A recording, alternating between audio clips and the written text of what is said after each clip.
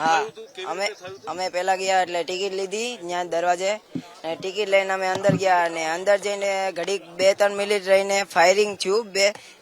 એવો અવાજ આવતો હતો કે ફટાકડા ફૂટે ને એવો, ને અમને એમ થયું કે કોઈક ફટાકડા ફોડતું હશે, પણ ઘડીક રહીને નજીક આવીને બધા ફાયરિંગ કરવા માંડ્યા અને બધા ઉપર મારવા માંડ્યા. અચ્છા, તો આ જ્યારે સ્મિતભાઈ હતા કે પછી યતીશભાઈ, તો એ કેવી રીતે ત્યાં નહીં, ઈ ભાગતા હતા, પણ ઈ બધા કહેતા હતા નીચે હુઈ જાઓ, બેહી જાઓ. તો ઈ યતીશભાઈ નીચે બેહવાઈ ગયા ને એમાં એને ગોળી વાગી ગઈ અને વાંહેથી મારો ભાઈ સ્મિત આવતો હતો, એની વાંહે હતો, એટલે એને ગોળી વાગી મારા ફુવાને, એટલે ઈ ત્યાં ઊભો રહી ગયો ને પછી ઘડીક ઊભો રહ્યો એટલે મારા ત્યાંથી આતંકવાદી આવી ગયો હાવ નજીક, અને પછી એને વાતચીત થઈ હશે અને પછી એને ગોળી મારી દીધી. હા, એવું હશે. હા, મારા ફઈ જોડે હતા, પણ ઈ પેલા વયા ગયા, તેને ખબર નહોતી કે મારા ફુવાને વાગી ગઈ છે ગોળી. ઈ પછી પાછા આવ્યા, એને ખબર પડી ને, એટલે પછી 10-20 મિનિટ રહીને કેટલું કર્યું. પછી મારા ભાઈને મેં એકલાએ દરવાજે મેન ગેટ હોય ને ત્યાં મેં એકલાને મૂક્યો અને પછી મને હાલાત ઠીક ન લાગી એટલે મેં મારા ફઈને કેટલું કહીને નીચે લાવ્યો. અચ્છા, અને ત્યાં તમે જ્યારે હતા તો આતંકવાદીએ જ્યારે સ્મિતભાઈ સાથે વાત કરી ત્યારે શું થયું હતું એ વખતે?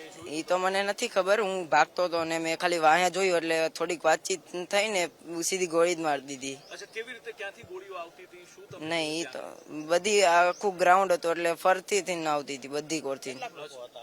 આમ તો બહુ હતા, નહીં ગુજરાત ના બહુ હતા, ઈ હતા બહુ. એ અંદાજ જ નથી કે ભાઈ હંતા હંતા મારતા હતા ને એટલે, ને મારા ભાઈ ને હાવ ગોળીઓ આવતી હતી એટલે અંદાજ નો આપી કે કોઈ નો આપી. અને એ જ્યારે કોઈ આવી રીતે ઘાયલ થઈને પડી જાય અથવા કોઈ ઊભું હોય તો એમ નજીક જઈને પછી એમને પૂછીને મારતા હતા.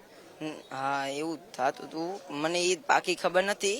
પછી મારા ફઈની જાન બચાવવા માટે હું પણ ભાગ્યો. હા, નજીકમાં હાવ બાજુમાં આવીને.